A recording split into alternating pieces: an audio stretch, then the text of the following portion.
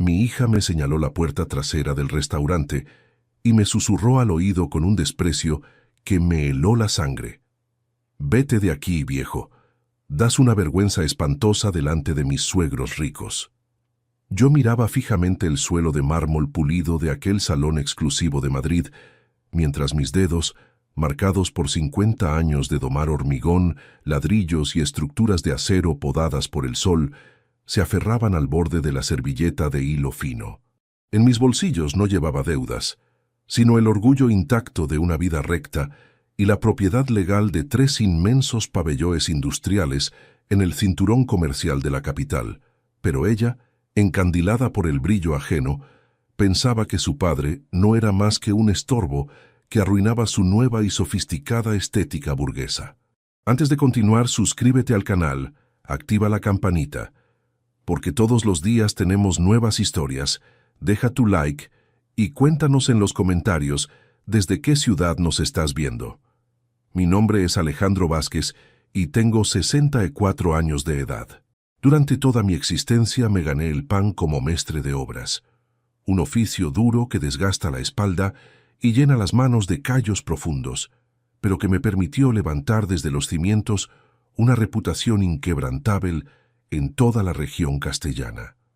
Tras la dolorosa pérdida de mi amada esposa Leonor, cuando nuestra única hija Valentina era apenas una adolescente, juré que a mi pequeña jamás le faltaría un techo, una educación de primer nivel o un plato de comida caliente sobre la mesa. Trabajé jornadas extenuantes de 14 horas diarias, bajo el frío invierno de la meseta y el sofocante verano madrileño, coordinando cuadrillas de obreros, supervisando mezclas de cemento y asegurando que cada viga de hierro quedara perfectamente escuadrada para que otros pudieran habitar estructuras seguras.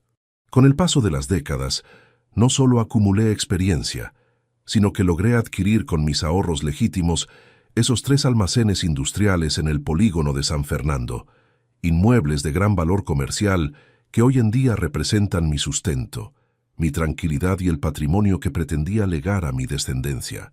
Sin embargo, la riqueza material mal digerida tiene la alarmante capacidad de podrir las mentes débiles, y Valentina, a quien crié con un amor infinito, terminó convirtiéndose en una desconocida fría que medía el valor de los seres humanos por la marca de sus relojes o el apellido de sus familias. La llovizna necia de la tarde golpeaba los cristales de mi viejo coche cuando conducía hacia el centro de la ciudad, ajeno por completo a la emboscada emocional que me aguardaba en aquel banquete. Valentina me había telefoneado 3 días antes, con una insistencia inusual, modulando una voz falsamente dulce que hacía meses no utilizaba conmigo, para invitarme a una cena formal de presentación familiar en el restaurante más costoso del distrito de Salamanca. Se iba a comprometer oficialmente con Mateo Iglesias, un joven de 30 años que, según sus propias palabras, pertenecía a una casta de empresarios hoteleros de abolengo con cuentas bancarias millonarias. Yo, vistiendo el único terno oscuro confeccionado a medida por un sastre de barrio que poseía desde hacía 10 años, me presenté puntual a la cita, cargando en el pecho la sincera ilusión de un padre que desea bendecir el futuro de su hija. Al ingresar al local, el aroma a maderas nobles, cera perfumada y copas de cristal de Bohemia llenaba la atmósfera, un ambiente donde los camareros se movían como sombras silenciosas, atendiendo a una clientela selecta que conversaba en voz baja. Valentina me esperaba en la antesala, luciendo un vestido de seda negra y pendientes que brillaban con arrogancia, pero al verme cruzar el umbral, su rostro no reflejó alegría ni afecto filial, sino una tensión inmediata que crispó sus facciones perfectas. Se acercó a mí a paso apresurado, antes de que pudiera estrecharla entre mis brazos, e inspeccionó mi vestimenta con una mirada afilada que parecía buscar desesperadamente cualquier imperfección que delatara mi origen obrero. Su prometido Mateo, un muchacho de hombros erguidos y actitud displicente que sostenía una copa de vino caro, se quedó un paso atrás, observándome de reojo con una sonrisa ensayada que denotaba una profunda superioridad condescendiente. «Papá, ¿por qué has venido con esos zapatos tan gastados? me siseó Valentina en un susurro cargado de pánico, tirando de mi manga hacia un rincón oscuro cerca del pasillo de la cocina, para que los pocos comensáis presentes no prestaran atención a nuestra presencia. Mis zapatos estaban limpios y betunados, pero pertenecían a un hombre que camina por la calle, no a un aristócrata que se desplaza en berlinas de lujo con chofer privado. Intenté sonreír, acariciando su hombro con suavidad, pero ella esquivó mi contacto físico con un movimiento brusco, mirando de reojo hacia la puerta principal del establecimiento, como si temiera la llegada inminente de una catástrofe social. Los padres de Mateo están a punto de descender de su coche, papá, y no puedo permitir que piensen que venimos de una familia de simples albañiles, continuó diciendo, mientras sus manos perfectamente manicuradas se entrelazaban con nerviosismo estéril. Mateo intervino entonces, acomodándose los puños de su camisa de marca con una parsimonia irritante que me encendió una punzada de indignación en las entrañas. Buenas noches, Alejandro. Creo que lo mejor será que ocupes una mesa que hemos reservado especialmente para ti en la zona interior, cerca de la administración, donde estarás más cómodo y tranquilo mientras nosotros atendemos los compromisos de la expansión hotelera, declaró con una frialdad corporativa que reducía mi condición de padre a un mero trámite logístico e incómodo. Yo miré a mi hija, buscando en sus ojos verdes alguna pizca de la niña que solía quedarse dormida en mi hombro después de que le leyera cuentos en nuestra modesta casa, pero solo encontré un vacío glacial, una ambición desmedida que la empujaba a pisotear mi dignidad con tal de asegurar su entrada a un mundo de apariencias. Valentina asintió ante las palabras de Mateo, reforzando la humillación sin el menor remordimiento visible en su mirada. Sí, papá. Vete por la puerta de servicio o siéntate allí atrás.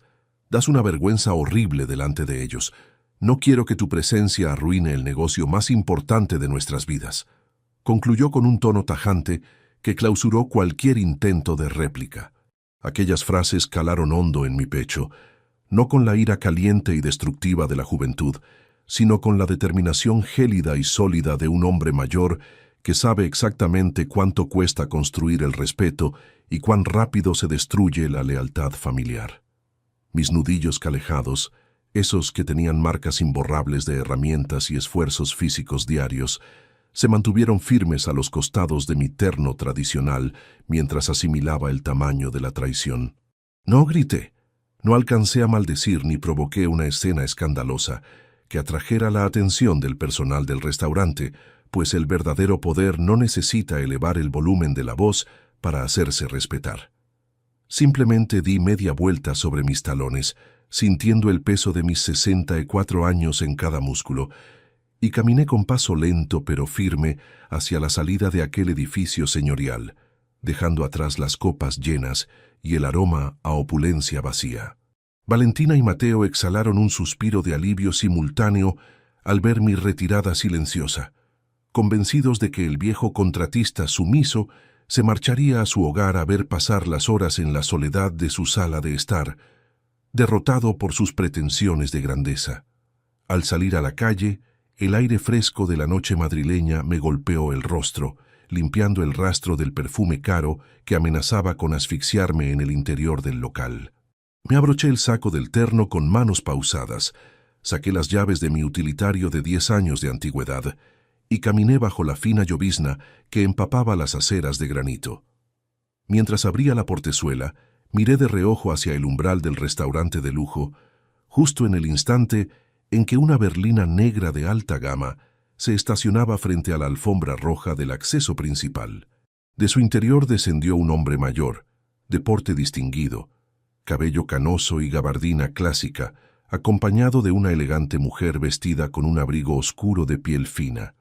Al cruzar la iluminación exterior, las luces de la urbe bañaron sus facciones y un destello de absoluto reconocimiento me obligó a detener el movimiento de mi mano sobre el volante de mi coche. Aquel caballero rico, que entraba con paso seguro a la cena familiar, el suegro poderoso a quien mi hija intentaba deslumbrar ocultando mis manos ásperas, era Javier Merino, un empresario multimillonario que lideraba una de las cadenas hoteleras más importantes del territorio nacional.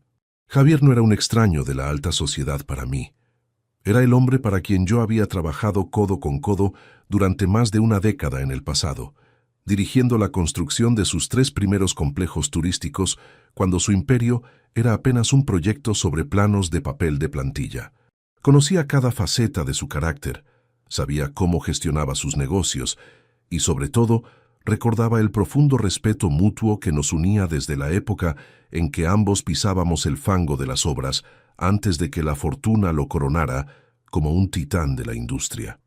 Lo que Valentina y Mateo ignoraban por completo en su supina ignorancia y arrogancia juvenil era que la relación entre Javier Merino y este viejo mestre de obras jubilado iba mucho más allá de una simple jerarquía laboral vencida. Aquella cena que pretendía sepultarme en el anonimato de la periferia acababa de transformarse, ante mis ojos fijos en la vidraza, en el prólogo de una demolición estructural, donde cada mentira montada por la codicia iba a ser desmontada pieza por pieza, ladrillo por ladrillo, bajo el peso implacable de la verdad contable. El motor de mi coche carraspeó 2 veces antes de estabilizarse bajo el aguacero que comenzaba a inundar la avenida principal, mientras yo encendía la calefacción para quitar el vaho del parabrisas con un viejo trapo de microfibra.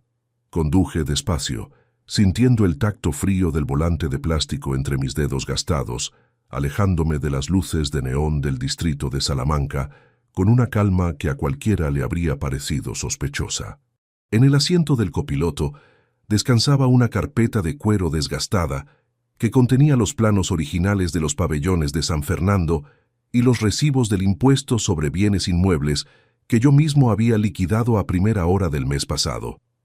Esas 3 estructuras no eran simples paredes de hormigón armado, representaban 50 años de madrugadas, de negociaciones con proveedores de áridos y de vigas que yo mismo había escuadrado con plomada y nivel bajo el cielo de Madrid. Valentina creía que el dinero brotaba de las tarjetas de crédito o de los despachos con suelo de moqueta, donde Mateo Iglesias pasaba las tardes hablando de inversiones abstractas, pero ignoraba el peso real de cada euro que había financiado su existencia. Nací en un barrio humilde del sur de la capital, en una época donde el trabajo manual era la única herramienta disponible para esquivar el hambre y construir un destino digno.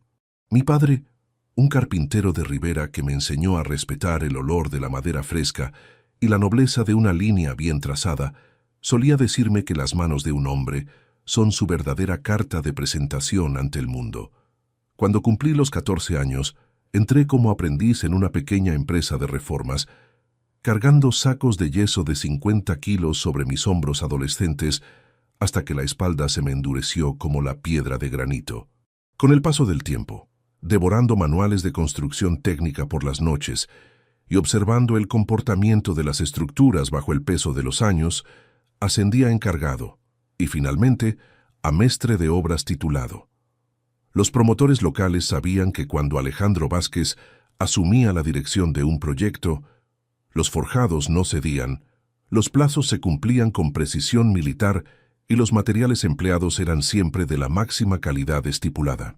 Fue en una de esas promociones de viviendas en el norte de Madrid, donde conocí a Leonor, una mujer de mirada limpia y sonrisa mansa que trabajaba como administrativa en el almacén de hierros de la obra. Nos casamos un otoño gris, sin más lujos que un almuerzo sencillo con los compañeros del sindicato y la firme promesa de levantar un hogar estable donde el viento de la desgracia no pudiera colarse. Cuando Valentina nació en el invierno de un año que ya parece remoto, sentimos que el universo premiaba nuestro esfuerzo diario con una bendición que desbordaba nuestras expectativas más ambiciosas. Leonor se encargaba de las cuentas del hogar con una meticulosidad espartana, guardando cada peseta sobrante en una caja de lata que escondíamos detrás de los libros de contabilidad del estudio. Sin embargo, la felicidad es a veces un edificio inestable que se desploma sin previo aviso ante el menor movimiento sísmico de la biología. Valentina apenas había cumplido los 15 años cuando un diagnóstico médico fulminante apagó la vida de mi esposa en menos de 3 meses, dejándome a solas con una adolescente que empezaba a mirar el mundo exterior con un apetito voraz. El dolor de la viudez no me desvió de mi obligación sagrada como padre. Al contrario, me volqué con una ferocidad renovada en asegurar el porvenir de mi única hija. Dupliqué mis turnos en los tajos de construcción, aceptando contratas complejas que otros ingenieros rechazaban por el riesgo técnico que implicaban los terrenos arcillosos de la periferia. Valentina ingresó en un prestigioso colegio privado del centro, una institución donde las hijas de los médicos, abogados y empresarios de postín acudían vestidas con uniformes impecables y comentaban sus vacaciones en las costas del Mediterráneo. Yo pagaba aquellas mensualidades exorbitantes en efectivo, con billetes que olían a tabaco de liar y a polvo de cantera, sintiendo un orgullo inmenso cada vez que veía a mi niña repasar sus lecciones de francés en la mesa de la cocina.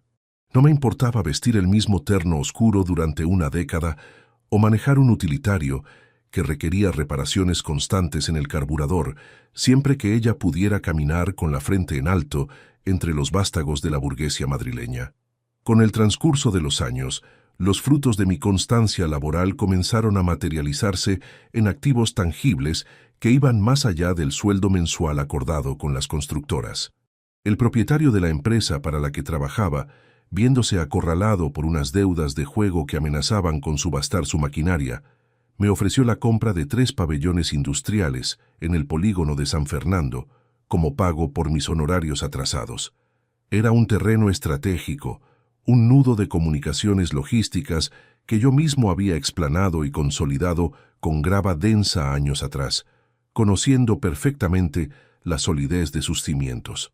Firmamos las escrituras ante un notario de la vieja escuela, y desde ese instante, aquellos almacenes se convirtieron en mi seguro de vida, una fuente de rentas estables que me permitía mirar el horizonte de la jubilación sin el temor reverencial que atenaza a la mayoría de los obreros retirados. Valentina se graduó en Administración Internacional, una carrera que costó una fortuna en matrículas y libros de texto importados, pero que parecía otorgarle la seguridad que yo tanto anhelaba para ella. El cambio en su comportamiento no se produjo de la noche a la mañana. Fue una erosión lenta, un distanciamiento paulatino que comenzó a manifestarse en los pequeños detalles de la convivencia diaria. Las visitas de los domingos a nuestra modesta vivienda se espaciaron, reemplazadas por excusas vagas sobre cenas de negocios o reuniones de antiguos alumnos en locales donde la entrada estaba vetada para los hombres sin tarjeta de crédito preferente. Cuando regresaba a casa, sus ojos verdes ya no miraban los muebles de madera maciza que yo mismo había restaurado con cera de limón, sino que se posaban con desdén sobre los electrodomésticos antiguos y el suelo de grés que tanto esfuerzo nos había costado instalar. Empezó a utilizar un vocabulario trufado de términos financieros anglosajones, hablando de apalancamientos, fondos soberanos y sinergias corporativas con una afectación que me resultaba ajena y ridícula. Yo la escuchaba en silencio, sirviendo el café en las tazas de loza que habían pertenecido a su madre, fingiendo ignorar la mueca de desagrado que torcía sus labios cada vez que mi mano áspera rozaba la porcelana fina. La aparición de Mateo Iglesias en su vida aceleró el proceso de descomposición de nuestros lazos filiales de una manera definitiva.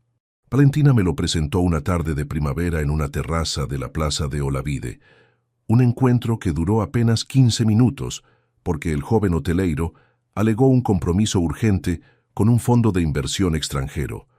Mateo vestía un traje de sastre italiano que costaba más que el presupuesto mensual de una de mis obras, y se movía con una soltura felina que delataba a alguien que jamás había tenido que ganarse el respeto mediante el esfuerzo físico real. Durante los meses siguientes, Valentina dejó de llamarme por mi nombre de pila afectivo y comenzó a referirse a mí como el contratista retirado cuando conversaba con sus nuevas amistades por el teléfono móvil. Yo aceptaba el desaire, con la paciencia acumulada en 50 años, de lidiar con subcontratistas conflictivos y arquitectos arrogantes, convenciéndose de que era solo una fase pasajera provocada por el deslumbramiento de la opulencia.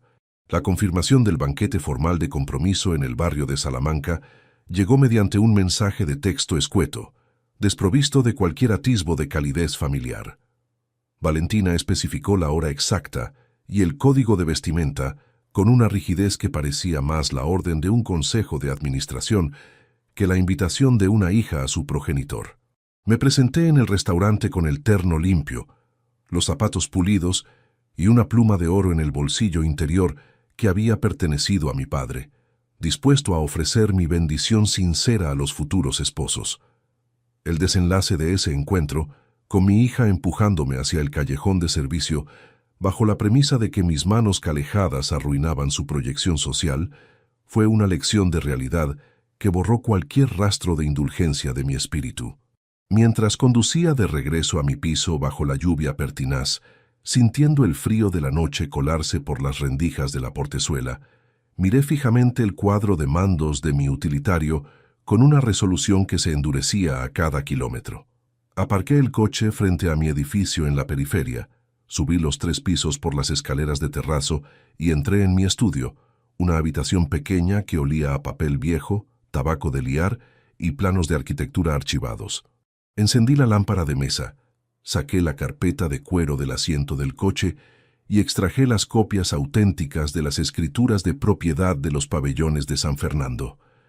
Pasé mis dedos sobre el sello oficial del registro de la propiedad, contemplando las firmas que avalaban mi control absoluto sobre esas estructuras industriales de gran valor logístico. Valentina pensaba que su padre era un anciano desvalido que dependía de una pensión mínima para pagar la luz, un operario jubilado al que se podía arrinconar en una mesa junto a los cubos de basura del restaurante sin que hubiera consecuencias financieras reales. No imaginaba que el suelo que Mateo Iglesias pretendía pisar para su futura expansión hotelera pertenecía legalmente al mestre de obras que ella acababa de expulsar por la puerta trasera. Dejé los documentos sobre la caoba y tomé mi teléfono móvil de la consola de la entrada, buscando en la agenda un contacto que no utilizaba desde hacía casi 3 años. El número correspondía a mi abogado personal y amigo de la infancia, un hombre que conocía los entresijos legales del sector inmobiliario de la capital como ningún otro especialista de los grandes bufetes de la Castellana. Marqué los dígitos con mano firme, escuchando el tono de llamada sonar 1, 2, 3 veces en el silencio sepulcral de mi vivienda vacía. Al otro lado de la línea, la voz ronca y profesional de mi abogado interrumpió el zumbido electrónico con una familiaridad que me devolvió el anclaje a la realidad. Alejandro, qué sorpresa a estas horas de la noche. Supongo que todo va bien con la jubilación, declaró con un tono pausado que denotaba la tranquilidad de quien ya ha cerrado su jornada laboral. Necesito que abras el ordenador ahora mismo y compruebes el estado de las cargas y los arrendamientos inscritos sobre los pabellones industriales del sector norte, le respondí, manteniendo mi voz en un registro bajo, plano y desprovisto de cualquier alteración emocional. Hubo un silencio breve en la línea, seguido por el sonido característico del teclado de un ordenador portátil y el crujido de unos papeles que se movían sobre una mesa metálica al otro lado de Madrid. Dame 2 minutos, Alejandro. Estoy accediendo a la base de datos del registro mercantil con mi firma digital de administrador, murmuró mi abogado, mientras el tecleo se aceleraba con una regularidad rítmica. Esperé de pie junto a la ventana de mi estudio, mirando las gotas de agua resbalar por el cristal exterior y pensando en el rostro pálido que Valentina mostraría cuando el andamiaje de sus mentiras comenzara a ceder bajo el peso de la ley. La voz de mi abogado regresó al cabo de unos instantes, pero ya no tenía el tono jovial de antes. Sonaba tensa, extrañada y cargada de una preocupación legal inmediata que me obligó a enderezar la espalda por completo. Alejandro, aquí hay un documento privado inscrito hace apenas 4 días que bloquea cualquier nueva transacción sobre tus almacenes industriales, una solicitud de subarriendo firmada digitalmente con tu nombre completo y avalada por una fianza de 60.000 euros, depositada desde una cuenta puente, en una entidad bancaria de la que tú jamás has sido cliente, sentenció con una gravedad jurídica que congeló el aire de mi estudio. El bolígrafo de oro rodó por la superficie de la mesa de caoba hasta golpear el tintero de cristal con un tintineo seco, mientras yo presionaba el teléfono móvil contra mi oreja izquierda tan fuerte que sentía el borde de plástico incrustarse en mi piel.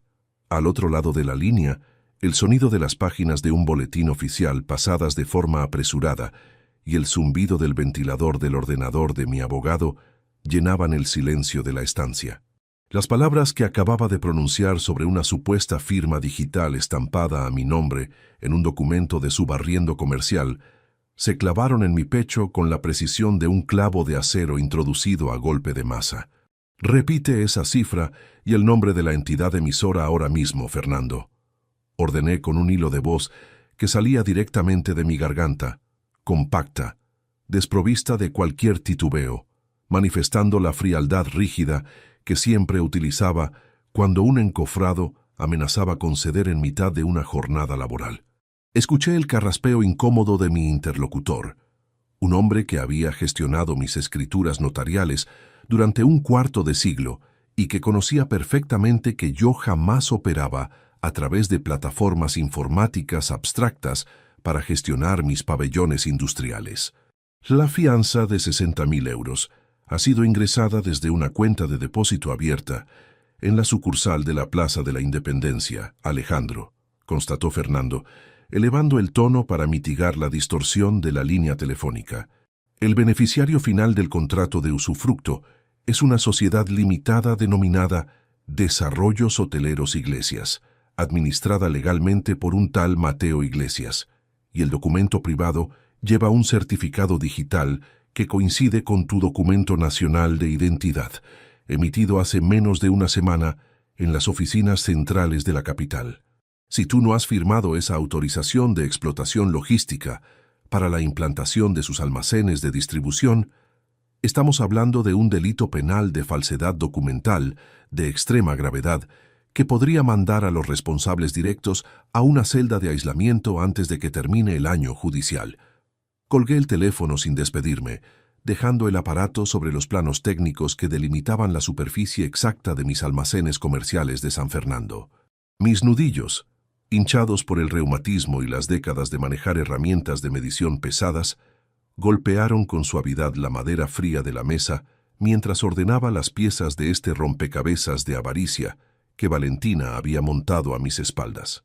Ella conocía los códigos de acceso de mi caja de caudales antigua, sabía dónde guardaba las copias digitalizadas de mis documentos de identidad y, sobre todo, dominaba las claves de la administración electrónica que yo le había confiado el invierno pasado para que gestionara los recibos del agua y la tasa de basuras de la periferia. Su necesidad desesperada por encajar en el clan familiar de los Iglesias, su vergüenza patológica ante mis trajes de confección barata y sus ansias por lucir joyas caras en las terrazas del distrito de Salamanca la habían empujado a cruzar una línea legal sin retorno.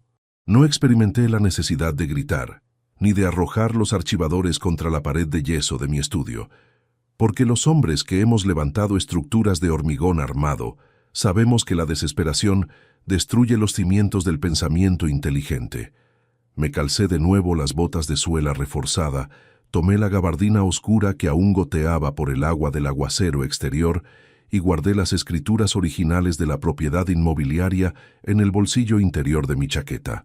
Valentina pensaba que su progenitor se quedaría arrinconado en su sillón orejero de la periferia, asimilando la humillación del restaurante de lujo mientras contemplaba un programa de concursos en el televisor antiguo para matar el tiempo de una jubilación gris.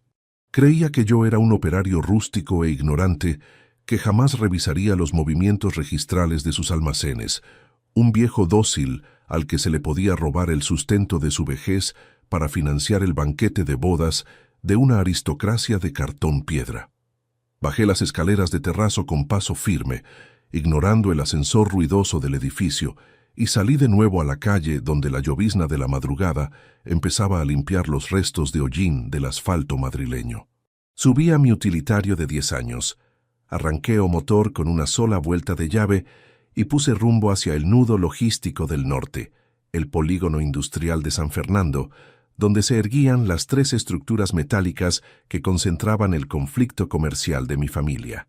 Conducía en absoluto silencio, esquivando los camiones de reparto que comenzaban a salir de los centros de distribución de la periferia, sintiendo las marcas de los callos de mis palmas presionar el plástico desgastado del volante. Valentina y Mateo se encontraban en ese instante celebrando su triunfo social en algún reservado exclusivo del centro de la urbe, descorchando botellas de champán caro pagadas con créditos abusivos, convencidos de que el contrato de subarriendo ya estaba blindado por la burocracia registral. Llegué al polígono industrial cuando las primeras luces del alba teñían de un color plomizo los tejados de chapa galvanizada de las naves colindantes. Estacioné el coche frente al pabellón número 3, el más grande del complejo, una estructura de 800 metros cuadrados con pilares de hormigón pretensado que yo mismo había supervisado durante su fase de cimentación profunda décadas atrás. Al descender del vehículo, el olor a hierro mojado, gasóleo de automoción y cemento húmedo me devolvió la energía de mis mejores años en los tajos de construcción. Avancé hacia la gran portona corredera de chapa gris, dispuesto a comprobar si los candados de seguridad perimetral habían sido alterados por operarios externos contratados por la empresa hotelera de Mateo Iglesias. Fue en ese preciso instante, mientras mis botas crujían sobre la grava densa del acceso industrial, cuando advertí un detalle concreto que me obligó a detener el movimiento por completo. Un sedán de gama alta, una berlina de color azul marino con lunas tintadas y el logotipo discreto de una corporación multinacional en el parabrisas delantero, permanecía estacionado a la sombra de los cobertizos de carga del almacén colindante.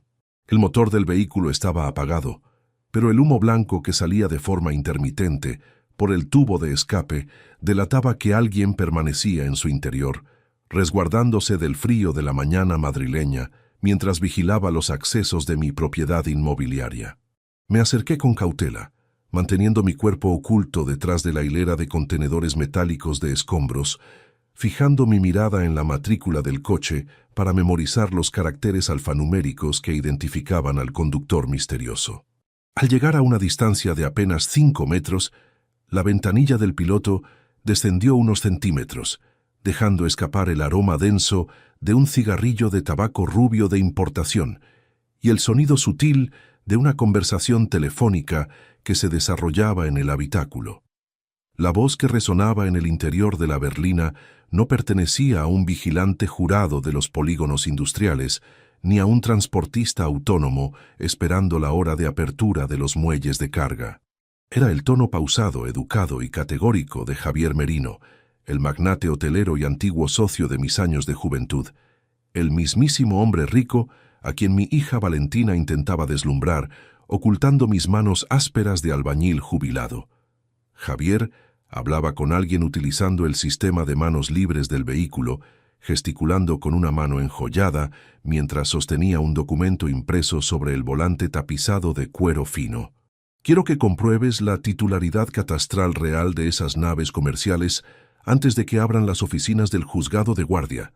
Martín, ordenaba Javier Merino con una seriedad corporativa que me hizo aguzar el oído al máximo desde mi posición oculta detrás de los contenedores.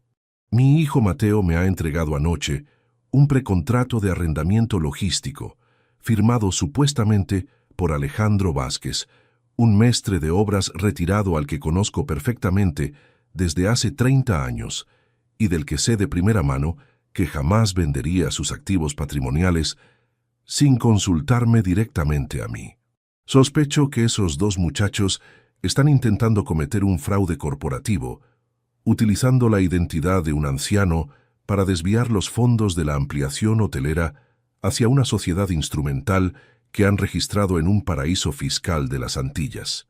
Si descubres una sola discrepancia en las firmas del protocolo notarial, paraliza de inmediato la transferencia de capital y llama al Departamento de Delitos Económicos de la Policía Nacional, porque no voy a permitir que el apellido de mi familia quede manchado por la codicia de una joven ambiciosa que desconoce las reglas más elementales de la decencia comercial.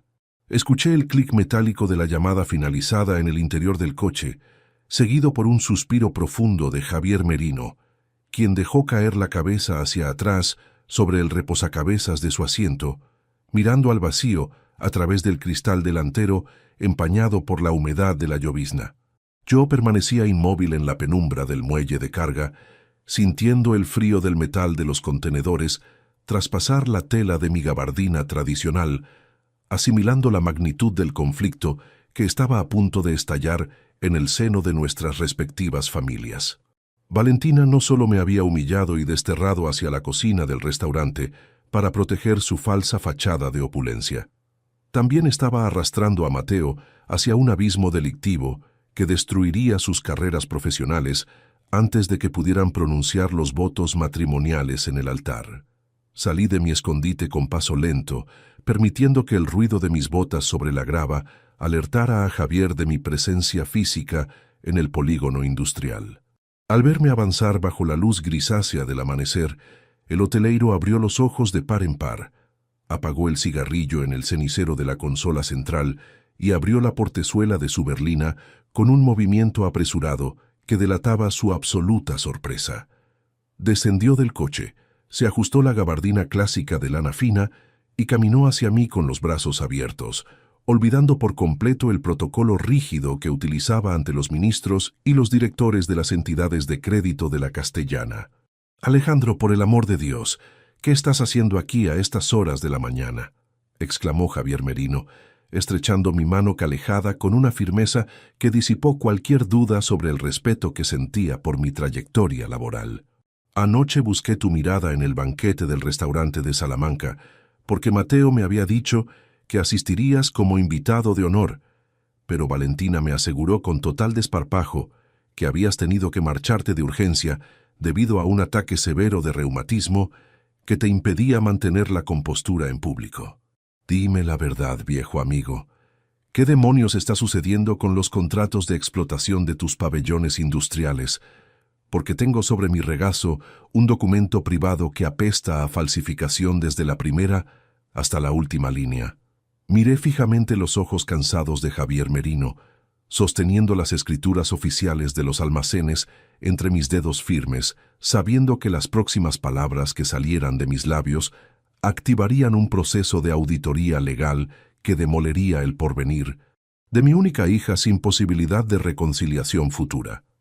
El andamiaje de apariencias vacías que Valentina había levantado para comprar su entrada en la alta sociedad madrileña estaba a punto de desplomarse bajo el peso de un camión de realidad jurídica, y yo debía decidir en ese preciso instante si actuaba como un padre sumiso que encubría un delito mercantil o como el mestre de obras recto que jamás había permitido una fisura en los cimientos de su dignidad personal. Sacudí el agua de la lluvia de mi sombrero de ala ancha, di un paso hacia adelante y abrí la carpeta de cuero desgastada frente al dueño del imperio hotelero. El sonido metálico de las portezuelas al cerrarse al unísono rompió la quietud del polígono de San Fernando, mientras Javier Merino y yo nos refugiábamos en los asientos traseros de su berlina azul marino. El repiqueteo de las gruesas gotas de lluvia sobre el techo de chapa del automóvil generaba una percusión constante que incrementaba la gravedad de la reunión improvisada. Sobre las rodillas del empresario hotelero descansaba el fajo de papeles impresos que contenían la solicitud de su barriendo fraudulento, un contraste absoluto frente a las escrituras notariais auténticas que yo acababa de extraer de mi vieja carpeta de cuero. «Mira fijamente la inclinación del trazo en la sección de la rúbrica digital, Javier», expuse, señalando con mi dedo índice la hoja de papel blanco, manteniendo una entonación desprovista de vacilaciones. «Esa huella electrónica no posee la codificación de mi certificado oficial.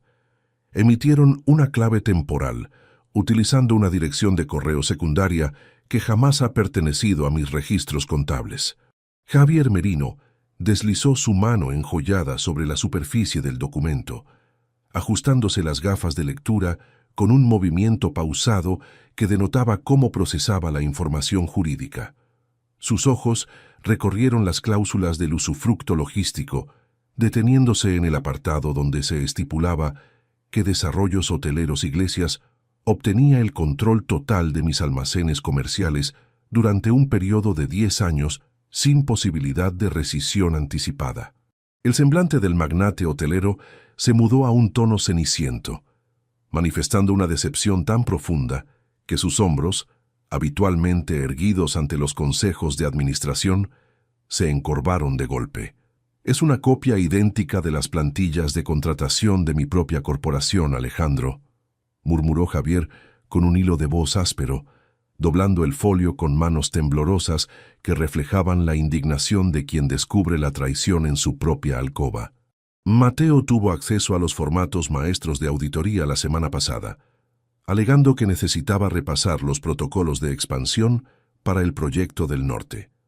Lo que jamás imaginé es que utilizaría la estructura de mi empresa para amparar el despojo patrimonial de un hombre que se dejó la piel levantando mis primeros complejos vacacionales. Permanecí inmóvil junto a él, contemplando cómo el vaho de nuestra respiración empañaba los cristales tintados del habitáculo de lujo.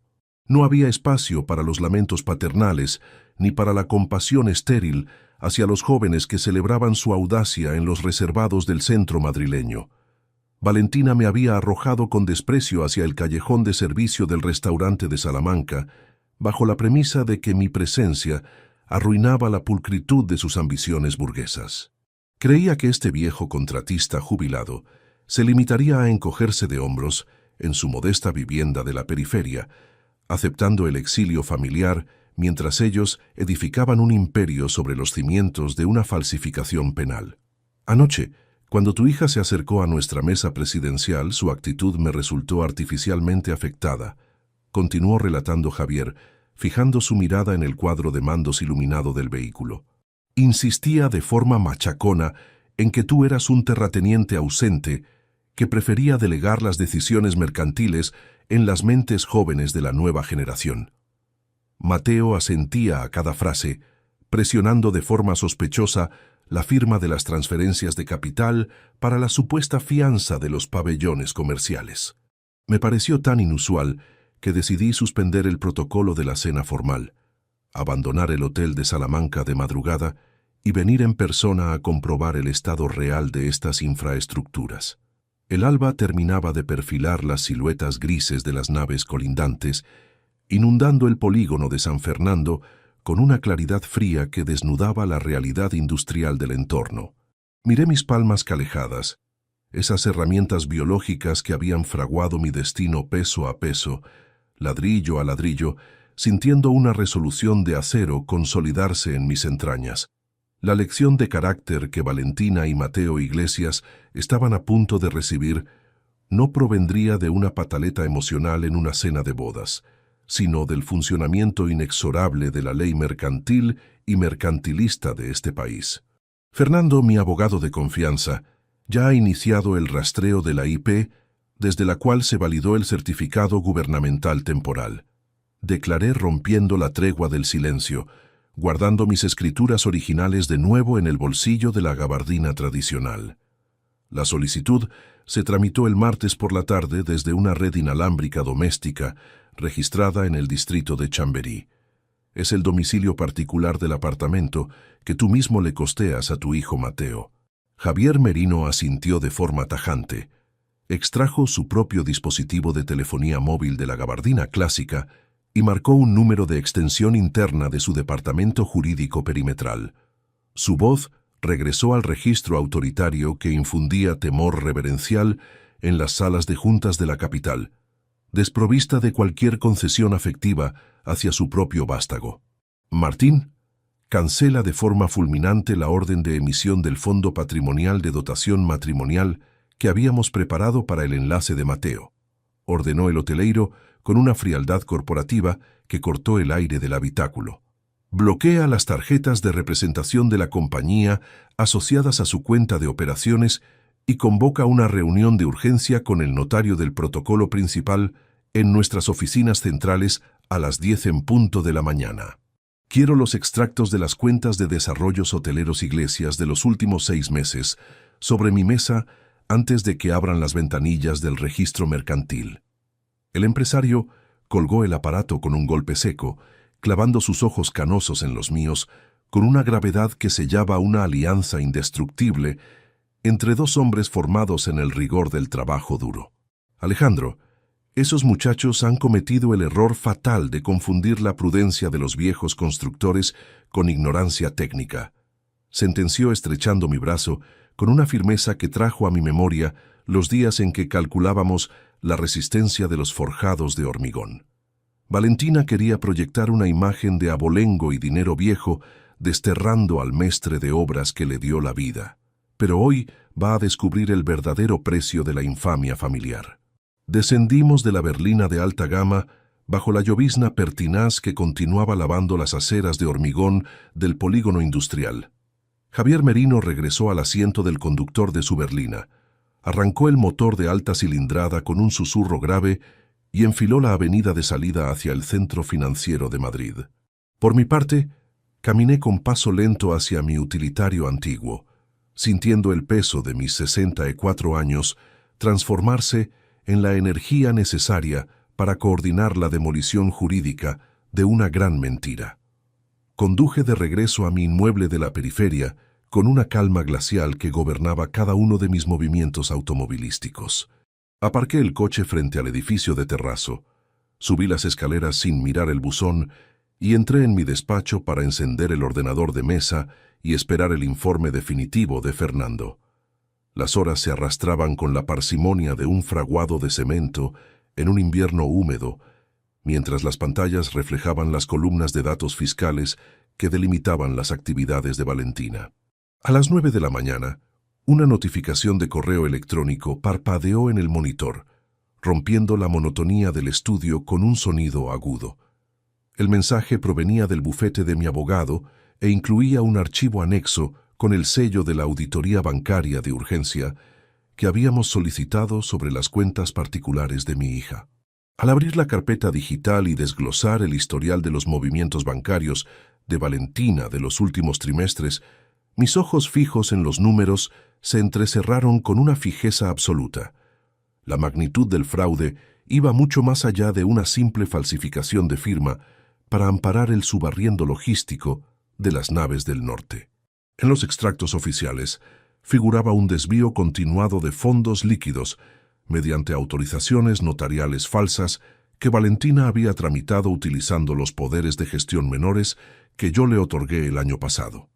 No eran meras tasas de mantenimiento o cobros de alquileres atrasados de la periferia industrial. Constaban 3 transferencias internacionales directas emitidas hacia una entidad financiera radicada en un territorio opaco del Caribe. El total acumulado que figuraba en la línea de saldo negativo de mis fondos de inversión históricos ascendía a una cantidad que amenazaba con subastar la totalidad de mi tranquilidad financiera si los acreedores externos decidían ejecutar los avales mercantiles vinculados a mi nombre. Me incliné sobre el teclado del ordenador, sintiendo las pulsaciones de mis sienes acelerarse ante los caracteres numéricos que detallaban la destrucción sistemática del patrimonio familiar que Leonor y yo habíamos protegido durante décadas. Valentina y Mateo Iglesias no solo planeaban utilizar las naves comerciales de San Fernando como base logística para su expansión hotelera, habían utilizado mi propia identidad como un escudo fiscal para absorber pérdidas monetarias masivas derivadas de una serie de malas inversiones en bolsa que el joven hoteleiro había ocultado a su propio progenitor. Tomé el teléfono móvil de nuevo para comunicarme con Fernando, dispuesto a exigir la redacción inmediata de la querella criminal por estafa agravada y usurpación de identidad digital. Sin embargo, antes de que mis dedos pudieran marcar el código de marcación rápida, la pantalla del aparato se iluminó con una llamada entrante desprovista de identificación numérica, mostrando únicamente la palabra de alerta de línea privada en el cristal. Descubrí el auricular con parsimonia, manteniendo mi respiración contenida en el silencio de mi estudio periférico. Al otro lado del canal electrónico, la voz temblorosa, jadeante y desprovista de la sofisticación burguesa habitual de Valentina interrumpió el ambiente con un grito sofocado que denotaba que el andamiaje de sus apariencias acababa de fracturarse de forma violenta en el centro de Madrid. «Papá, por el amor de Dios, dime que estás en casa ¿Y que no has hablado con los abogados de la Corporación Merino?, exclamó mi hija entre sollozos histéricos que distorsionaban el altavoz del teléfono.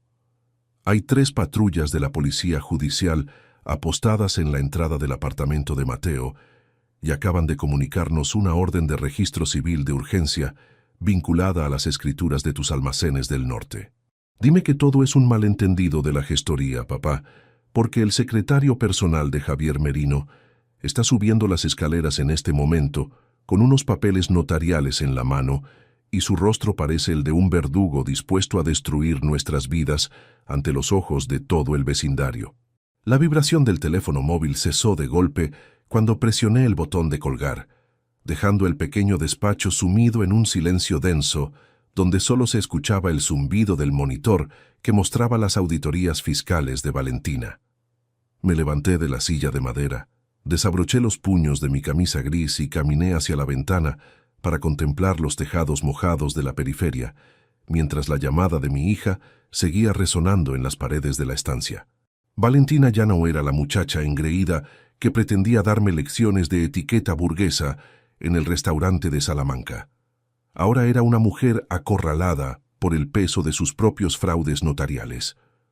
Tomé mi chaqueta, guardé el dispositivo electrónico en el bolsillo exterior y salí del piso con pasos lentos, firmes, sabiendo que cada minuto contaba en esta demolición jurídica que Javier Merino y yo habíamos activado.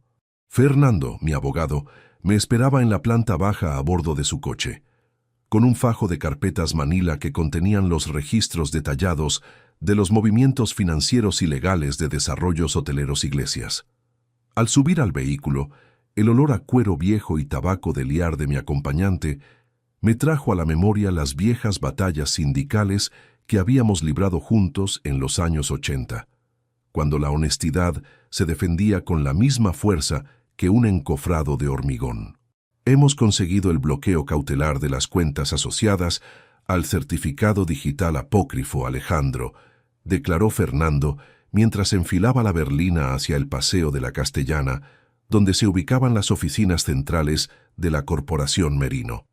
La Policía Judicial ya tiene los extractos que demuestran la sustracción de tus fondos de inversión históricos, y Javier Merino está ejecutando una auditoría interna que va a levantar las alfombras de todas las empresas de su hijo Mateo.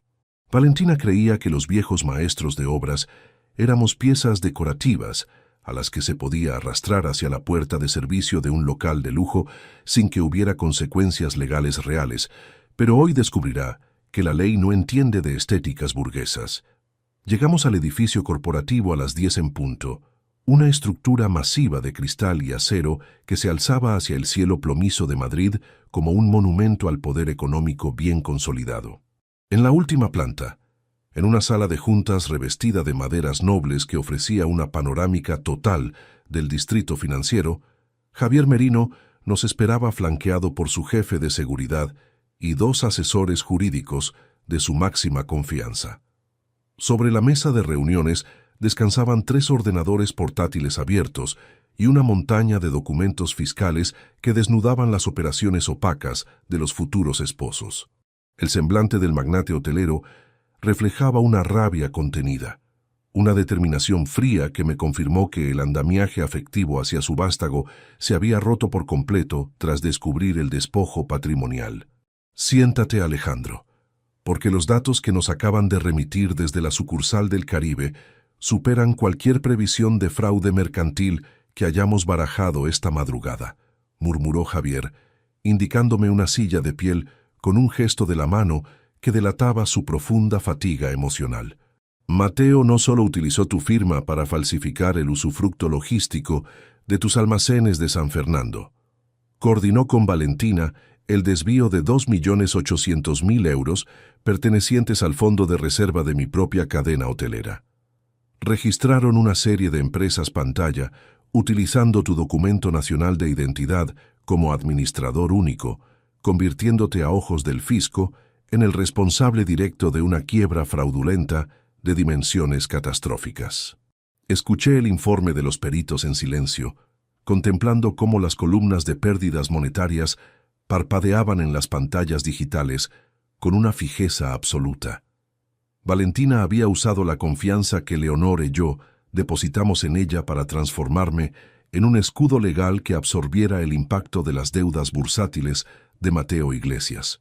Pensaba que su progenitor era un anciano dócil e ignorante, que jamás revisaría las anotaciones del registro mercantil, un operario jubilado al que se podía engañar con excusas vagas mientras ellos vaciaban los fondos que debían garantizar mi vejez. No calculó que las manos ásperas que la habían criado poseían el rigor técnico necesario para detectar la menor fisura en una estructura financiera, exactamente igual que hacíamos en los tajos de construcción. El secretario que envié al apartamento de Chamberí ya ha recuperado los discos duros de la administración privada de Mateo, continuó relatando Javier Merino, ajustándose las gafas con un movimiento mecánico. Los archivos contienen grabaciones de voz y mensajes de texto donde tu hija detalla la forma de manipular tus claves digitales para realizar las transferencias internacionales sin levantar sospechas en tu gestoría habitual. Estaban tan seguros de su impunidad que guardaron los contratos originales falsificados en una caja de seguridad doméstica cuya clave coincide con la fecha del fallecimiento de tu esposa Leonor. Una punzada de dolor helado me recorrió las entrañas al escuchar aquel detalle, una muestra de crueldad de Valentina que borraba cualquier resquicio de indulgencia paternal de mi espíritu. Utilizar la memoria de su madre, la mujer que se había dejado la piel guardando cada peseta en la caja de lata del estudio para amparar el despojo de mi patrimonio, era una infamia que no merecía el perdón de las leyes humanas. Miré a Javier Merino, cuyos ojos canosos reflejaban la misma resolución rígida que gobernaba mis actos desde la humillación del restaurante de Salamanca. Ya no éramos dos padres lidiando con un conflicto familiar menor, éramos dos hombres de negocios coordinando la demolición total de una farsa montada por la codicia juvenil. La Fiscalía ya está redactando la orden de detención provisional por estafa agravada, falsedad documental masiva e insolvencia punible, declaró el asesor jurídico de Javier, cerrando una de las carpetas manila con un golpe seco que resonó en la sala de juntas. Sin embargo, el protocolo mercantil exige que realicemos una notificación personal previa del distrato de los contratos de subarriendo en el domicilio de los administradores de desarrollos hoteleros Iglesias para que la policía pueda proceder al arresto sin fisuras procesales. Javier Merino se levantó de su asiento, abrochó su gabardina clásica de lana fina y me miró con una seriedad corporativa que sellaba nuestra alianza de forma definitiva.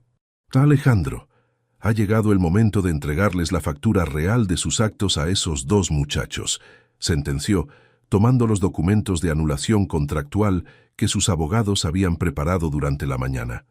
Querían proyectar una estética de opulencia desterrándote por la puerta trasera de un local de lujo. Pero ahora van a descubrir cuánto pesa el verdadero rigor de la ley cuando cae sobre las mentiras de cartón piedra. Descendimos en el ascensor privado del edificio corporativo, resguardados por el jefe de seguridad de la compañía, mientras el aguacero exterior continuaba inundando las avenidas del centro madrileño. Subimos a la berlina de alta gama de Javier, un habitáculo silencioso donde el susurro del motor de alta cilindrada era el único sonido que competía con el golpeteo del agua sobre los cristales tintados. Fernando se quedó en las oficinas centrales, coordinando los enlaces con el juzgado de guardia, asegurando que el andamiaje legal estuviera perfectamente escuadrado antes de que nos presentáramos en el apartamento de Chamberí. Conducía el chofer de la corporación con una parsimonia militar, avanzando por las calles colapsadas por el tráfico matutino de la capital, mientras yo contemplaba las luces traseras de las berlinas que pasaban junto a nosotros. Valentina pensaba que su padre se pasaría el día asimilando la afrenta familiar en la soledad de su sala de estar periférica, derrotado por sus pretensiones de grandeza y conforme con el exilio que le habían impuesto. No imaginaba que el coche oficial del hombre más rico del sector hotelero se dirigía en ese preciso instante hacia su umbral, transportando las órdenes de desahucio comercial en los documentos que destruirían su proyección social para siempre. Nos detuvimos frente al edificio residencial de Chamberí a las 11:30. Un inmueble señorial con portal de hierro forjado y molduras de piedra caliza que denotaba el nivel de vida que yo le costeaba indirectamente a Mateo Iglesias. Al bajar del coche bajo el paraguas que sostenía el jefe de seguridad, divisé a 2 agentes de paisano de la Policía Nacional apostados discretamente junto a la esquina de la calle, esperando nuestra señal para proceder con la ejecución judicial. Javier Merino me lanzó una mirada de absoluto entendimiento, apretó las carpetas contra su pecho y cruzamos el umbral del edificio con pasos firmes, pausados, que resonaban con eco en las escaleras de mármol pulido. Subimos en el ascensor de madera noble hasta la 3ª planta, donde se ubicaba la vivienda de los jóvenes aristócratas de cartón piedra. El jefe de seguridad se colocó a nuestra espalda, manteniendo una postura atenta que eliminaba cualquier posibilidad de altercado físico menor. Javier dio un paso adelante, estiró su mano derecha enjollada y presionó el botón del timbre del apartamento de Mateo con una fijeza implacable. El sonido agudo de la campana resonó en el interior del inmueble, seguido de inmediato por el rumor de unos pasos apresurados que se aproximaban hacia la puerta principal de madera maciza. La cerradura giró con un chasquido metálico seco. La hoja se abrió unos centímetros y el rostro descompuesto, pálido y sudoroso de Valentina apareció en la rendija, deteniéndose en seco al encontrarse con mis ojos firmes. Pero antes de que pudiera pronunciar una sola palabra de disculpa o cerrar la puerta para ocultar su pánico, el jefe de seguridad divisó algo extraño en el pasillo interior del apartamento que le obligó a poner el pie con violencia para bloquear el acceso perimetral. La bota de cuero reforzado do jefe de seguridad impactó contra la madera maciza de la entrada, obligando a Valentina a retroceder de golpe con un grito de espanto que resonó con eco en el pasillo interior del apartamento. La hoja de la puerta se abrió de par en par, golpeando el tabique de yeso decorado con molduras elegantes, mientras el olor a café caro mezclado con el rastro acre de papel quemado inundaba de inmediato el umbral de la vivienda. Entramos con paso firme, pausado, sin pedir permiso ni levantar la voz, quebrando la falsa intimidad de aquel refugio burgués que la codicia de los jóvenes había financiado a costa de mis propios bienes logísticos. «No podéis entrar así. Esto es una propiedad privada. Llamaré a los agentes ahora mismo», exclamó Valentina, con las manos temblando de forma descontrolada mientras intentaba recomponer su postura frente a Javier Merino y mí, aunque el sudor frío que corría por sus sienes delataba que la armadura de su arrogancia se había desintegrado por completo. Sus ojos verdes, desprovistos de la frialdad que habían lucido la noche anterior en el distrito de Salamanca, iban del rostro severo de su progenitor a la figura imponente del magnate hotelero, buscando desesperadamente una explicación que retrasara el derrumbe inminente de su farsa. Mateo Iglesias permanecía de pie al fondo del salón señorial, junto a un escritorio de cristal templado, donde un ordenador portátil mostraba hileras de gráficos bursátiles parpadeando con urgencia en la pantalla digital. A su lado, una pequeña trituradora de documentos de oficina funcionaba a pleno rendimiento, arrojando tiras de papel satinado hacia un cesto metálico, un intento desesperado de eliminar las pruebas físicas de los movimientos contables y legales que el jefe de seguridad había divisado desde el rellano de la escalera.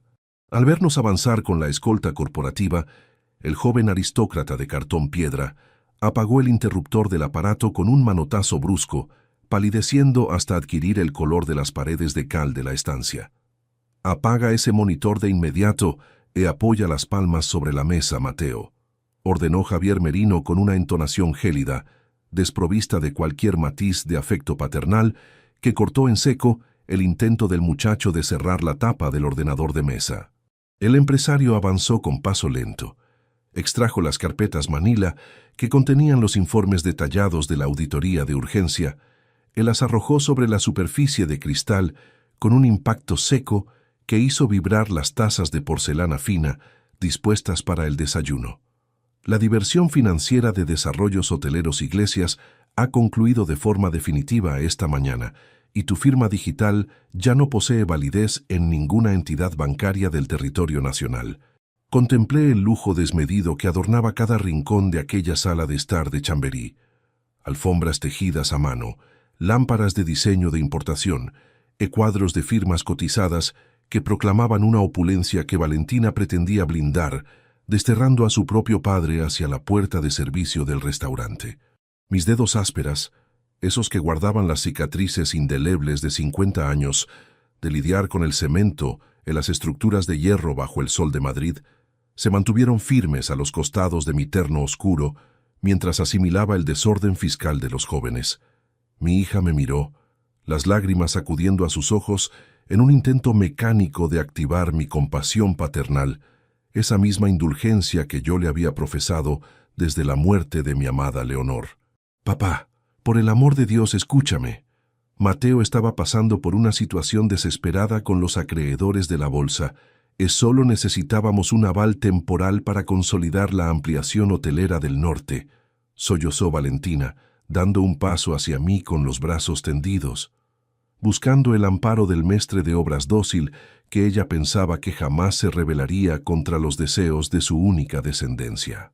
Íbamos a devolver cada euro de los fondos de inversión antes de que tu gestoría habitual emitiera el balance del trimestre. Te lo juro por la memoria de mi madre. No queríamos causarte ningún perjuicio económico real. No te atrevas a pronunciar el nombre de Leonor en esta habitación, Valentina, respondí con un hilo de voz plano, compacto, que salió de mi garganta con la dureza de un bloque de hormigón fraguado en mitad del invierno. Utilizaste la fecha de su fallecimiento como la clave de seguridad para ocultar los documentos originales que habías falsificado con mi documento nacional de identidad, convirtiendo el fruto de mi suor en un escudo fiscal para absorber las deudas de juego financiero de tu prometido. Tu vergüenza hacia mis zapatos gastados y mis manos obreras te empujó a firmar mi ruina mercantil mientras cenabas con la aristocracia de la capital, convencida de que este viejo constructor se quedaría arrinconado en la periferia sin revisar los movimientos contables de sus pabellones. Mateo Iglesias, viéndose abandonado por el rigor del andamiaje corporativo que su propio progenitor estaba desmantelando, dio un paso al frente con una expresión de cobardía que delataba su verdadera naturaleza insustancial. La idea de utilizar los almacenes logísticos de San Fernando como garantía prendaria fue de tu hija, papá, exclamó el muchacho, apuntando a Valentina con un dedo tembloroso que denotaba cómo la complicidad de los jóvenes se fracturaba ante la amenaza inminente de los tribunales de justicia.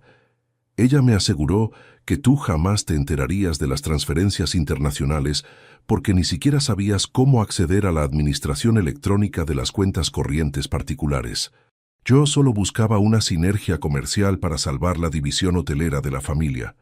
Fue ella quien coordinó la manipulación del protocolo notarial utilizando tus claves gubernamentales. La risa de Javier Merino fue un sonido corto, afilado, desprovisto de cualquier atisbo de gracia, que congeló los intentos de justificación del muchacho en el acto. El magnate hotelero tomó los folios del distrato legal, esos papeles que anulaban de forma fulminante cualquier fondo patrimonial o dotación matrimonial que hubiera preparado para el enlace de su vástago. Él los colocó frente a los ojos desorbitados de Mateo. ¿Pensabas que el apellido Iglesias os otorgaba impunidad para saquear el fondo de reserva de mi propia compañía e arruinar la vejez de un hombre de honor, Mateo?, sentenció el empresario con una frialdad corporativa que destruyó las últimas esperanzas de defensa de los jóvenes. Los asesores jurídicos del grupo ya han presentado la denuncia formal ante la Fiscalía General y los extractos de la cuenta puente de las Antillas demuestran que actuasteis con una premeditación delictiva que no admite paliativos procesales. Habéis firmado vuestra propia orden de desalojo comercial y civil de la alta sociedad que tanto ansiabais habitar. Valentina se desplomó sobre el sofá de seda, cubriéndose el rostro con las palmas, mientras el rímel comenzaba a formar líneas oscuras sobre sus mejillas perfectas, un llanto amargo que ya no poseía el poder de conmover mi espíritu endurecido por la traición familiar. El jefe de seguridad permanecía estático junto al umbral de la entrada, manteniendo la comunicación por radio con las patrullas de la policía judicial que aguardaban en la acera exterior del edificio residencial de Chamberí. Cada pieza de la mentira montada por la codicia juvenil estaba siendo desmontada con una precisión quirúrgica, demostrando que el verdadero poder reside en la rectitud y no en la ostentación estéril de los reservados de lujo. Me acerqué al escritorio de cristal templado, contemplando de reojo las tiras de papel acumuladas en el cesto de la trituradora de documentos, restos insignificantes de balances contables que ya no podían salvarlos de la quiebra penal. Valentina pensaba que su progenitor era un operario rústico e ignorante, al que se podía desterrar hacia el callejón de servicio del restaurante sin sufrir consecuencias legales, pero en este preciso instante se daba cuenta de que el suelo que pisaba pertenecía legalmente al mestre de obras jubilado que ella acababa de humillar.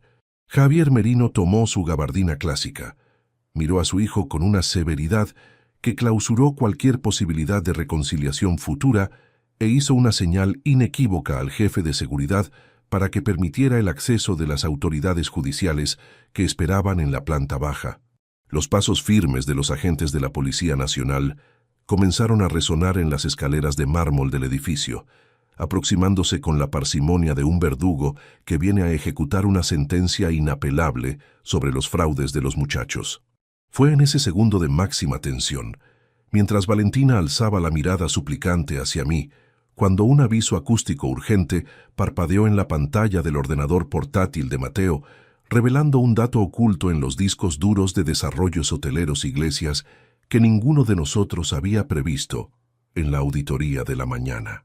El parpadeo intermitente de una alerta roja en el monitor del ordenador iluminó el rostro desencajado de Mateo Iglesias, mientras un pitido agudo rompía la pesadez ambiental del salón. Javier Merino dio un paso al frente, apartando al muchacho del teclado con un movimiento enérgico que denotaba que su paciencia comercial se había agotado por completo. Las hileras de datos fiscales que comenzaron a desglosarse en la pantalla revelaban la última y más oscura capa de la farsa que Valentina y su prometido habían estructurado. Abre de inmediato ese protocolo anexo de liquidación patrimonial, Mateo, antes de que ordene a los agentes que te saquen de aquí esposado, exclamó el hoteleiro con una voz compacta que hizo que el joven aristócrata de cartón piedra diera un paso atrás, buscando el amparo del tabique decorado. Mis ojos, fijos en la pantalla digital, recorrieron las líneas de texto jurídico que detallaban un acuerdo de subrogación de deudas de extrema gravedad. No se trataba únicamente de un desvío continuado de capitales para absorber pérdidas bursátiles. Constaba un pagaré de ejecución forzosa emitido a favor de unos prestamistas privados de la periferia madrileña, un fondo buitre especializado en forzar quiebras inmobiliarias mediante el acoso financiero. Valentina se levantó del sofá de seda con las manos cubiertas de sudor frío, contemplando el documento impreso que el jefe de seguridad extraía en ese instante de la bandeja del ordenador portátil. El importe que figuraba en la línea de reclamación inmediata ascendía a la escalofriante cifra de 2 millones de euros, un agujero negro de deudas que Mateo había intentado tapar utilizando las escrituras auténticas de mis 3 pabellones industriales de San Fernando como aval prendario oculto.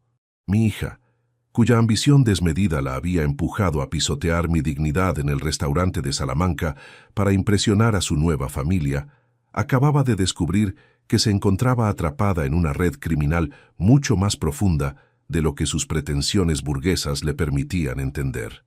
Papá, yo no sabía nada de este segundo crédito con los fondos de inversión de la periferia. Te lo juro por Dios. Mateo me aseguró que el usufructo logístico de tus almacenes era solo para consolidar la ampliación hotelera de Javier, sollozó Valentina, arrodillándose sobre la alfombra tejida a mano mientras las lágrimas destruían por completo el maquillaje perfecto de sus mejillas. Él me dijo que una vez que tuviéramos las firmas digitales vinculadas al protocolo notarial, recibiríamos un fondo de dotación matrimonial suficiente para saldar cualquier descubierto contable menor. Me engañó, papá. Utilizó mi desesperación por encajar en su mundo para obligarme a manipular tus claves gubernamentales en el piso de Chamberí. La respuesta de Javier Merino no se hizo esperar. Tomó el fajo de papeles del distrato legal, esos folios que anulaban de forma fulminante cualquier apoyo financiero o herencia futura que hubiera preparado para su vástago, y los arrojó sobre las piernas temblorosas de Mateo. «Eres un cobarde y un estafador insustancial, Mateo», sentenció el empresario rico con una frialdad corporativa que resonó en cada rincón de la estancia. «Has manchado el apellido de nuestra familia, cometiendo un delito de falsedad documental masiva contra el mestre de obras que construyó mis primeros complejos turísticos, el hombre de honor al que tu prometida desterró por la puerta trasera de un local de lujo porque consideraba que sus manos ásperas arruinaban su proyección social. La corporación hotelera retira de inmediato cualquier aval sobre tus empresas pantalla, y los agentes judiciales que esperan abajo tienen instrucciones estrictas de proceder con tu detención procesal antes de que abran los juzgados de guardia». El sonido de los pasos firmes de los oficiales de la Policía Nacional irrumpió finalmente en el pasillo interior del apartamento, poniendo fin al intento de justificación de los jóvenes. Dos agentes de paisano de la sección de delitos económicos cruzaron el umbral con las placas de identificación en la mano, acompañados por Fernando, mi abogado de confianza, quien portaba el auto judicial de entrada y registro civil de urgencia que habíamos tramitado de madrugada.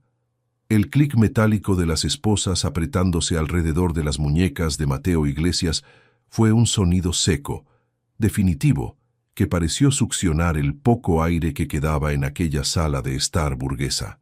El muchacho no peleó, no discutió. Se limitó a bajar la cabeza, con el rostro pálido y desprovisto de la soltura felina que solía exhibir en las terrazas del centro de Madrid, dejando que los oficiales lo guiaran hacia la salida de la tercera planta. Valentina contempló la escena con horror absoluto, aferrándose al dobladillo de mi gabardina tradicional con unas manos que temblaban de forma espasmódica. «Papá, por favor, no dejes que me lleven a mí también. Retira la denuncia de la gestoría. Soy tu única hija, la niña a la que prometiste proteger cuando mamá nos dejó solos en la meseta», suplicó con un grito sofocado que denotaba que el andamiaje de sus apariencias se había derrumbado por completo bajo el peso de la realidad jurídica. «Haré lo que quieras. Trabajaré administrando los almacenes del norte. Pediré perdón de rodillas a Javier Merino, pero no permitas que destruyan mi porvenir en una celda de aislamiento». Me agaché lentamente hasta quedar a la altura de sus ojos verdes, esos que la noche anterior me habían mirado con desprecio junto al pasillo de la cocina del restaurante de Salamanca. Mis palmas ásperas, esas herramientas biológicas llenas de callos que habían financiado sus estudios internacionales y sus caprichos caros, se mantuvieron firmes sobre mis rodillas mientras desgranaba mis palabras con una parsimonia glacial. «Yo no he destruido tu porvenir, Valentina. Tú misma colocaste cada ladrillo de esta prisión el día que decidiste que el suor de tu padre era una vergüenza que debías ocultar ante los suegros ricos de tu prometido. Falsificaste mi firma digital, vaciaste mis fondos de inversión históricos e utilizaste la memoria de Leonor como una clave de seguridad para amparar una estafa mercantil de dimensiones catastróficas. El mestre de obras dócil al que expulsaste por la puerta de servicio no va a levantar este encofrado penal para salvar a una desconocida fría que solo mide el valor de los seres humanos por la marca de sus relojes. Tienes que aprender el precio real de €1, el valor de la honestidad, en un lugar donde tus trajes de seda y tus pendientes caros no posean ninguna validez comercial». La oficial Vargas, una mujer de mirada penetrante y expresión profesional que lideraba el equipo policial judicial, dio un paso adelante y colocó su mano sobre el hombro de mi hija, procediendo a leerle sus derechos constitucionales con una voz firme e impersonal que clausuró cualquier intento de réplica paternal.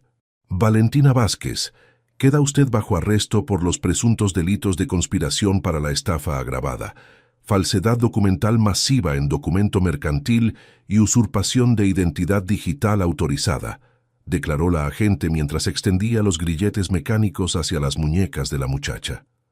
El segundo chasquido metálico resonó en el salón de Chamberí con la finalidad implacable de un verdugo que viene a ejecutar una sentencia inapelable sobre los fraudes de los muchachos.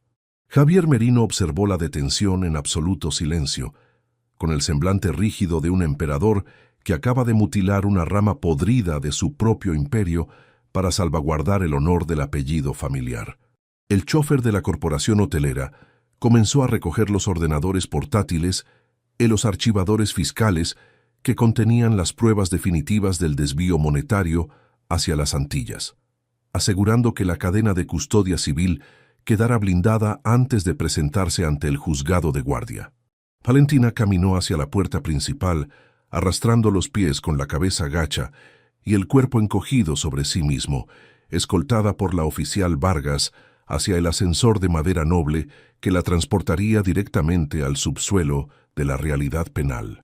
Al asomarme al ventanal del apartamento de la tercera planta, vi cómo las luces estroboscópicas rojas y azules de las patrullas policiales parpadeaban rítmicamente contra las fachadas señoriales del distrito de Chamberí, pintando el pavimento mojado por la llovizna con unos colores caóticos e impersonales.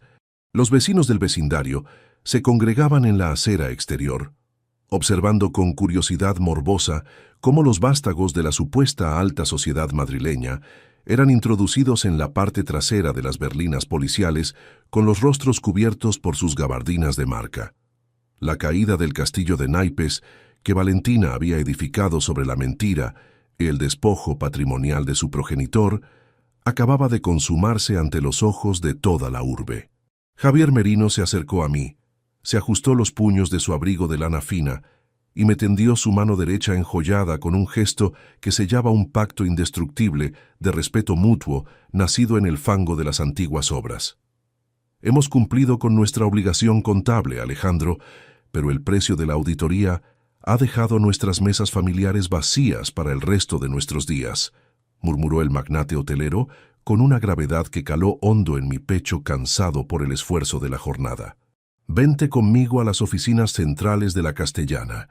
Los asesores jurídicos necesitan que firmes el protocolo de anulación de los contratos de subarriendo antes de que los acreedores externos del fondo buitre intenten ejecutar los embargos registrales sobre tus naves logísticas de San Fernando. Asentí en silencio, recogiendo mi vieja carpeta de cuero desgastada de la mesa de cristal templado, sintiendo que cada músculo de mi cuerpo de 64 años acusaba el impacto de la demolición estructural que acabábamos de ejecutar. Sin embargo, mientras el jefe de seguridad abría la puerta del rellano para franquearnos la salida hacia las escaleras, un timbre telefónico inusual, sutil e insistente, comenzó a sonar desde el interior del cesto metálico donde la trituradora de documentos de oficina había acumulado las tiras de papel satinado durante la mañana. Introduje mi mano entre los restos triturados de los balances de desarrollos hoteleros Iglesias y extraje un segundo dispositivo de telefonía móvil oculto, un terminal prepago cuya pantalla digital parpadeaba con un mensaje entrante que revelaba una transferencia de activos que Fernando no había logrado detectar en el sistema bancario principal. El aroma a café de olla recién colado inundaba el pequeño despacho que habilité en el pabellón número 3 de San Fernando, mientras los primeros rayos de un sol limpio de julio disipaban la neblina matutina sobre los tejados metálicos del polígono industrial. Di un sorbo largo a mi taza de loza tradicional, sintiendo el calor reconfortante recorrer mi garganta antes de colocar el recipiente sobre los planos definitivos de ordenación logística que acababa de autorizar con mi rúbrica. Las carpetas Manila con las auditorías destructivas y las deudas bursátiles de los antiguos administradores de desarrollos hoteleros Iglesias descansaban ahora en el fondo de un archivador de acero blindado, selladas bajo mandato judicial definitivo. Los apuntes bancarios de la cuenta prepago del Caribe ya han sido integrados en el expediente de la liquidación concursal, Alejandro, constató Fernando desde el umbral de la puerta, acomodando su maletín de cuero con un gesto de alivio que reflejaba el término de 14 meses de litigios implacables en las audiencias de Madrid. La transferencia oculta de activos que descubriste en el cesto de Chamberí fue interceptada a tiempo por el Juzgado de Delitos Económicos impidiendo que el fondo buitre ejecutara cualquier embargo registral sobre tu patrimonio inmobiliario. Valentina y Mateo Iglesias iniciaron formalmente el cumplimiento de sus respectivas penas de prisión la semana pasada, tras desestimarse el último recurso de súplica que presentaron sus asesores jurídicos en el Tribunal Supremo. Acomodé los puños de mi camisa gris de faena, contemplando el movimiento regular de los camiones de gran tonelaje que maniobraban en los muelles de carga exteriores de mis almacenes comerciales. Aquella terminal de telefonía móvil que rescaté de las tiras de papel satinado contenía las coordenadas precisas de un desvío final de 400.000 euros que Valentina pretendía poner a salvo antes de que la policía judicial registrara el piso de Chamberí. Al entregar ese terminal a la sección de delitos económicos de la Policía Nacional de forma inmediata, no actué bajo el impulso de una venganza caliente, sino guiado por la rectitud inflexible de un mestre de obras que no tolera un defecto estructural en los cimientos de la justicia familiar. El protocolo de disolución civil de la sociedad instrumental ya es firme, y la corporación de Javier Merino ha asumido los costes financieros derivados de las falsificaciones notariales que afectaron a tus fondos históricos, continuó explicando mi abogado de confianza, extendiendo las copias de las sentencias del protocolo judicial sobre la mesa de caoba de mi oficina periférica. Javier ha reestructurado por completo su consejo de administración, eliminando cualquier vestigio de la división hotelera independiente que Mateo administraba de forma fraudulenta. Valentina firmó la declaración de conformidad penal sin emitir un solo murmullo ante los magistrados, asimilando finalmente que los trajes de sastre italiano y las apariencias burguesas no poseen ningún valor contable cuando la verdad cae con todo el rigor de los códigos mercantiles. La llovizna pertinaz que había gobernado los meses del juicio había dado paso a un verano castellano seco y luminoso, un clima riguroso que parecía limpiar los restos de la traición que Valentina y Mateo habían fraguado a mis espaldas.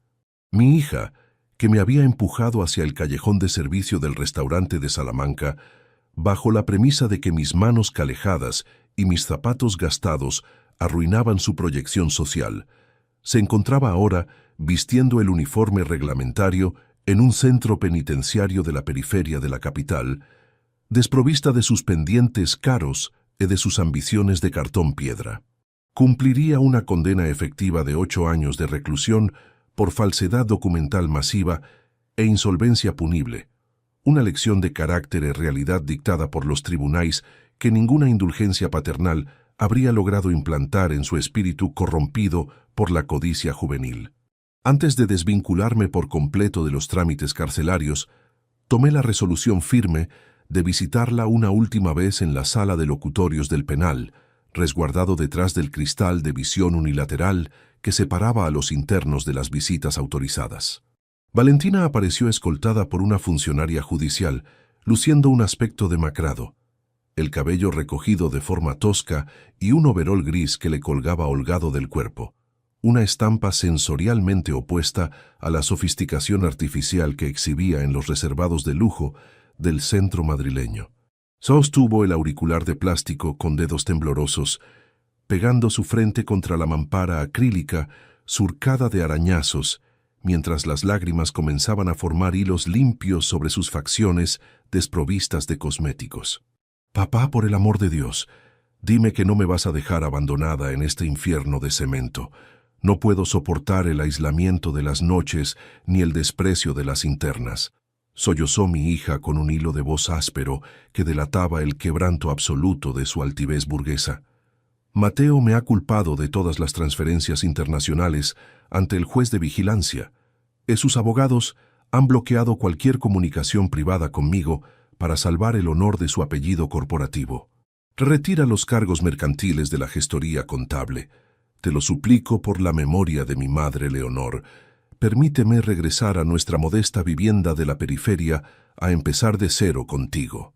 Miré fijamente sus ojos verdes, empañados por la desesperación material, manteniendo mis palmas unidas sobre la mesa metálica del locutorio, sin permitir que el menor atisbo de debilidad afectiva alterara la rigidez de mi semblante de 64 años.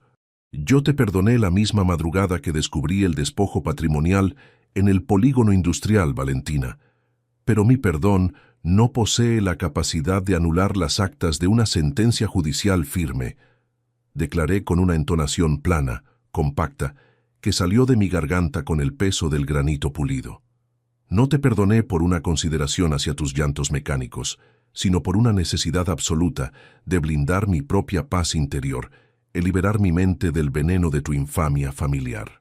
El andamiaje de tu antigua existencia se desplomó porque lo edificaste sobre los cimientos podridos del robo, la falsificación digital y la humillación del mestre de obras que te dio la vida para comprar la aceptación de una aristocracia insustancial.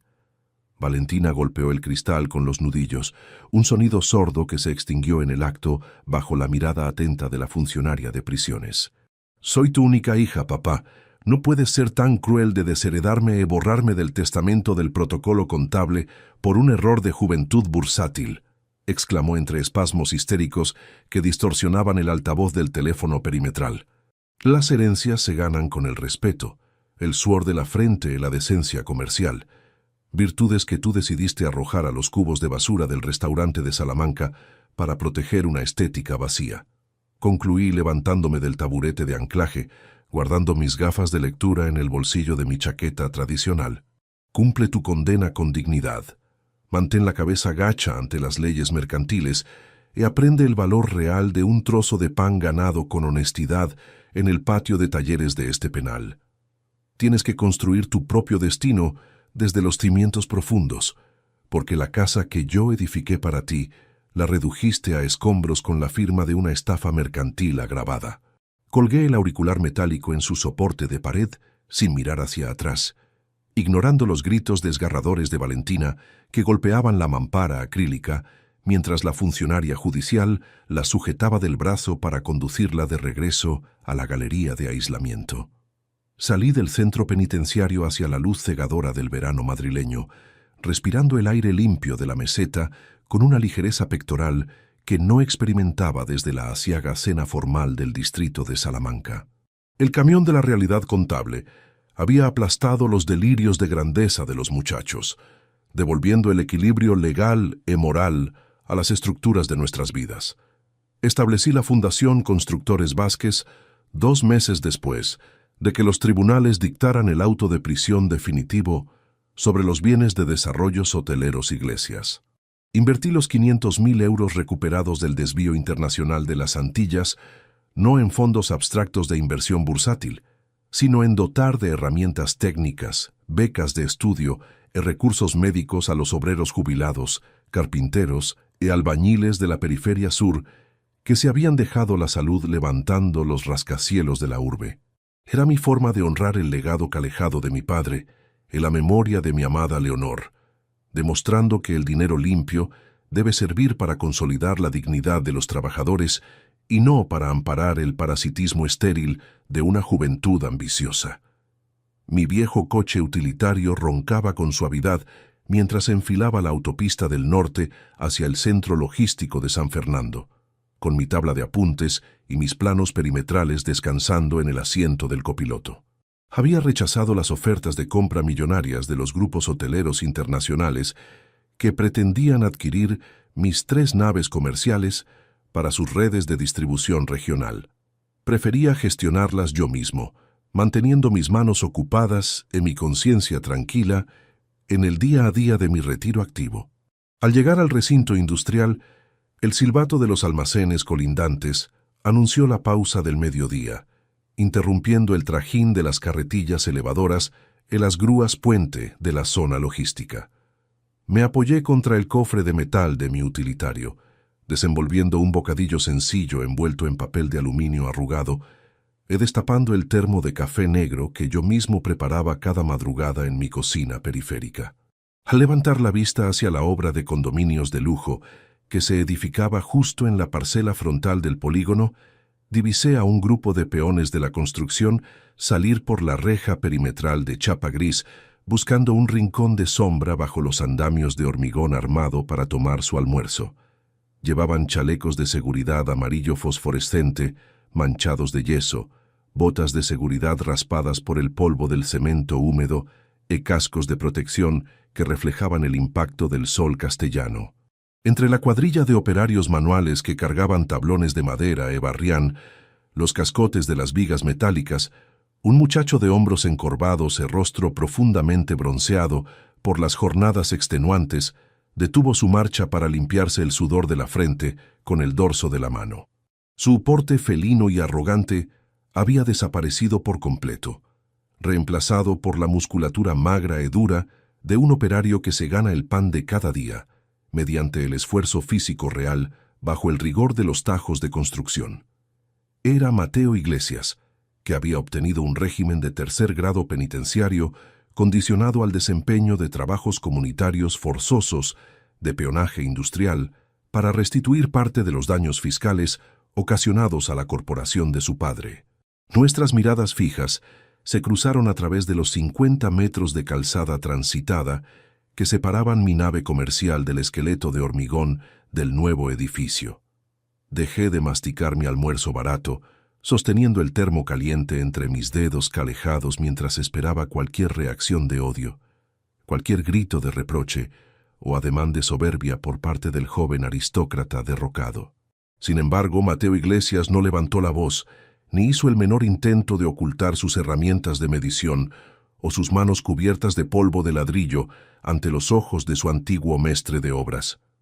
Sostuvo mi mirada con una fijeza desprovista de altivez, enderezó la espalda con dificultad debido al cansancio de la jornada y realizó un movimiento pequeño, seco y pausado con la cabeza. Era un solo asentimiento de cabeza, el saludo severo y respetuoso que un obrero manual le ofrece a su jefe de obras al término de un turno extenuante en los tajos de la meseta. Un gesto silencioso que proclamaba que finalmente comprendía el valor real de un euro, el precio del suor honesto, ganado con sus propios ladrillos. Me coloqué de nuevo el casco de protección civil. Subí a la cabina de mi utilitario para recoger el nivel de plomada e enfilé los pasillos logísticos de San Fernando, con una tranquilidad que se asentaba en mis entrañas como el hormigón definitivo de una estructura indestructible. La demolición de la gran mentira familiar había concluido sin fisuras contables ni furos en el andamiaje del porvenir, demostrando que la verdadera riqueza material no reside en la opulencia efímera de los reservados de lujo, sino en el rigor inquebrantable de unas manos limpias y llenas de callos honestos. Mi nombre es Alejandro Vázquez. Tengo 64 años de edad. Las escrituras mercantiles de mis pabellones industriales continúan a salvo en mi carpeta de cuero, y hoy sigo construyendo mi destino con la frente en alto bajo el cielo limpio de Madrid. Si te gustó esta historia, dale like al video, suscríbete al canal y comparte tus impresiones en los comentarios. Para escuchar la próxima historia, haz clic en la caja de la izquierda. Gracias por vernos.